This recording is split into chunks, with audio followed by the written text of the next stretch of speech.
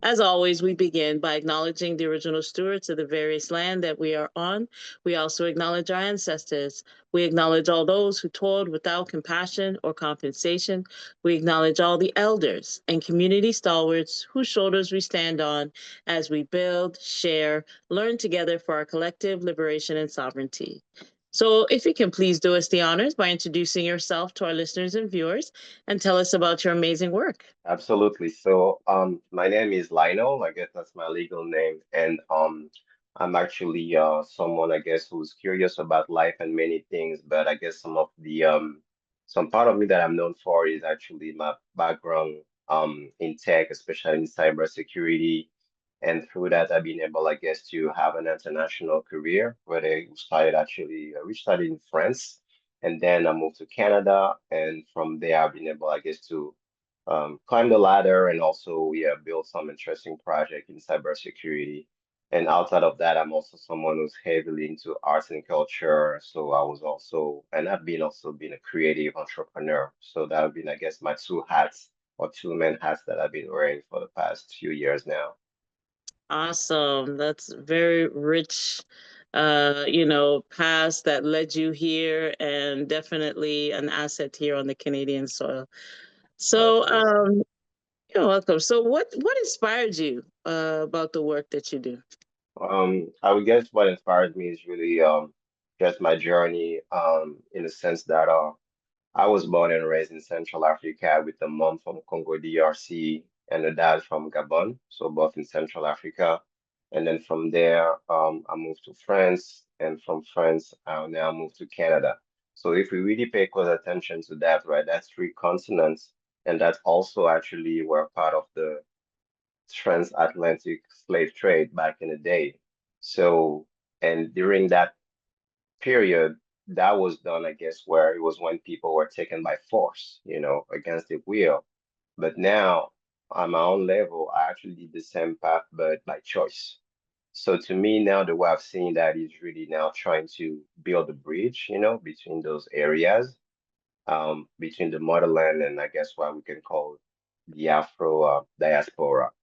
And the way to do that is also just trying to be excellent at anything that I do, and I guess some of my gifts that I've been having and trying to use is definitely one in tech, cybersecurity, but also again as a creative entrepreneur. So really what really inspires me is really that journey, that international journey, and that I guess drive to really be impactful in connecting people.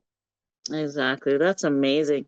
So tell me, what are some of the challenges or barriers you face in your work and how have you overcome them or in the process of overcoming them? Okay. So I guess some of the challenges that I've encountered is definitely where the more you climb the ladder, in what we call the corporate world, right?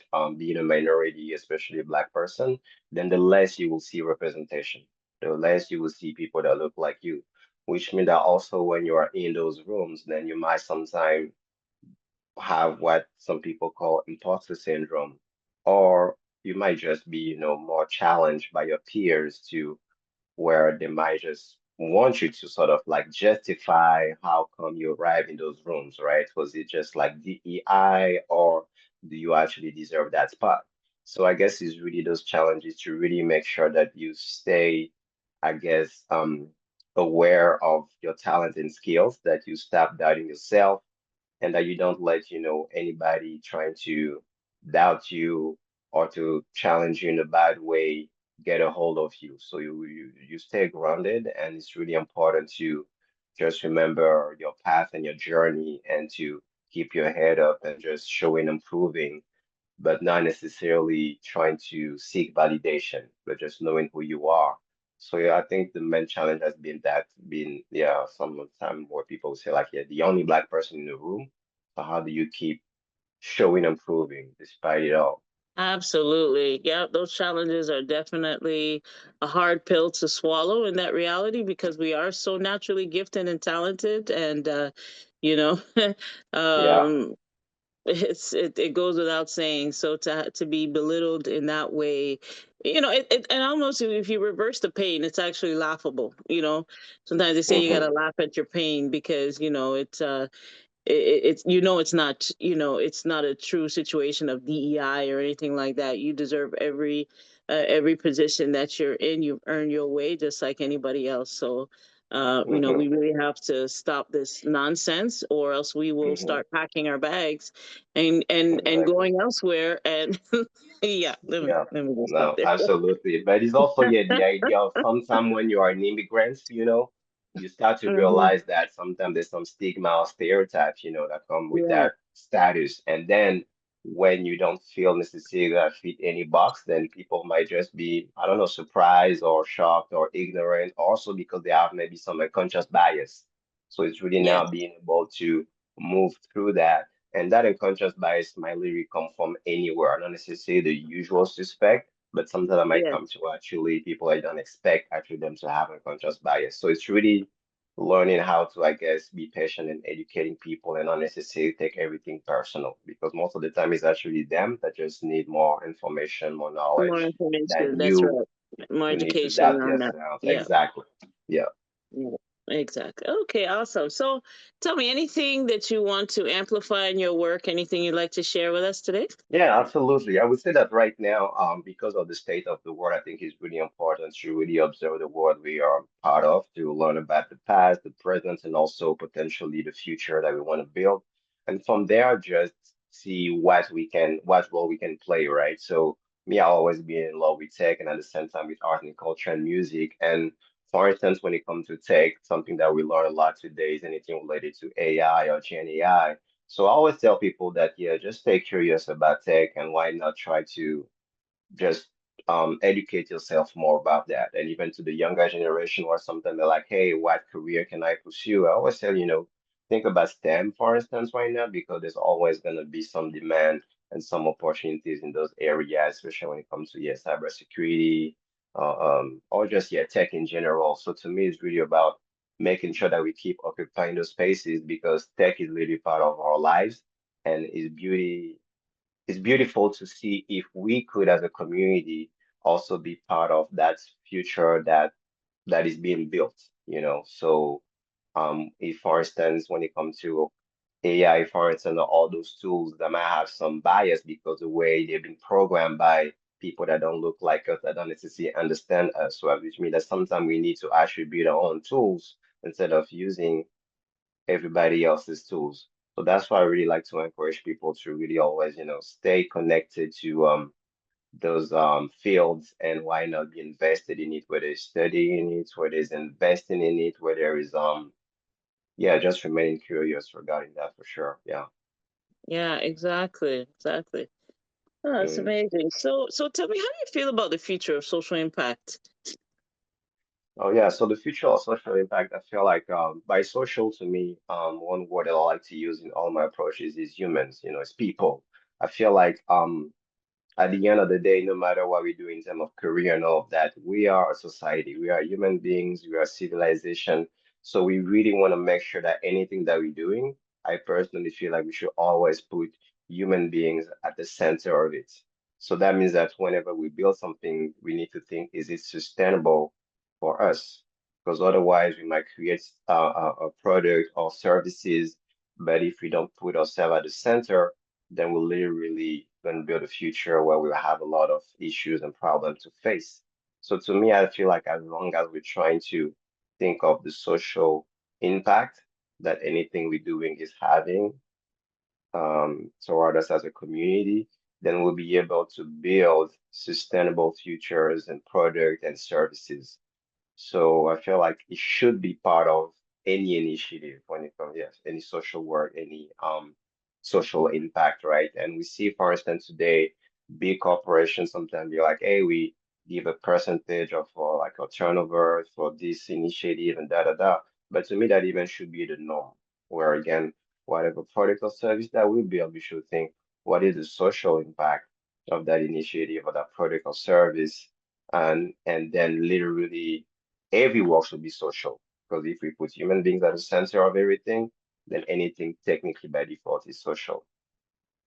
Exactly. We just need to keep it very, just a basic phrase. That's why I like, because a lot of times when we get into these circles, we do amplify it in a way where it can be just so wow, this new thing. It's not. It really is. It's very old. Hmm. Social Exactly. impact has been going on for generations upon generations. It was a natural thing. Absolutely. Yeah, and it's true. So Yeah, and it's true. yeah. As people from that look like us, we definitely also, that's why it's important to tap into the whole history and what has been done in the past. Because, like you said, we realized that a lot of social work, social impact community was part of our Hmm. culture already, That's right. pre-colonization and all of that. So we need to actually go back to those models that were so sustainable and, That's and, right. and make sure that we can, even if we need to sort of like update it to the current times, no problem, but at least not ignoring the fact that there is so much like wealth and knowledge that we have from the past that we Mhm. could leverage. And that's why my even when I use the term AI, I always tell people jokingly that my definition personally of AI is ancestral intelligence. Mm.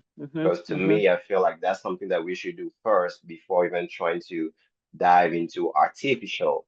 So That's right. that's what I really think is key. And when you think about terms like Ubuntu, I am because we are, all these Hmm. knowledge and terms and everything we can find across different civilization in Africa and in the diaspora. So we really need to tap into that because community we always will be key. As you already know, right? It takes That's a it. village. And That's right it. now we need that more than ever to really unite and Yeah. and, and move forward together. That's it. That's it. So this is awesome. So if I was to ask, like, what does success look like to you? What would you say? Success to me, I would say, look like having a sense of purpose that has been fulfilled.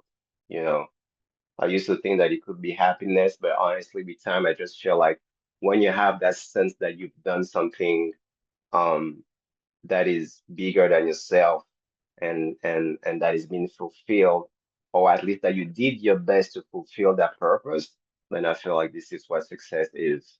Whatever that purpose is, but as long as you feel like you have been you completed, you fulfilled that purpose, or at least you did your best to. Honestly, I feel like yeah, that's what should be seen as success, at least to me. Yeah.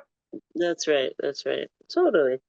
Well, I know this has been an awesome interview. Really appreciate it. You know, Yeah. um, if you can just give your closing thoughts and calls to actions as we close. Absolutely. I would say, yeah, to anyone listening to that interview, keep I guess having that self-awareness, so know your knowledge of self.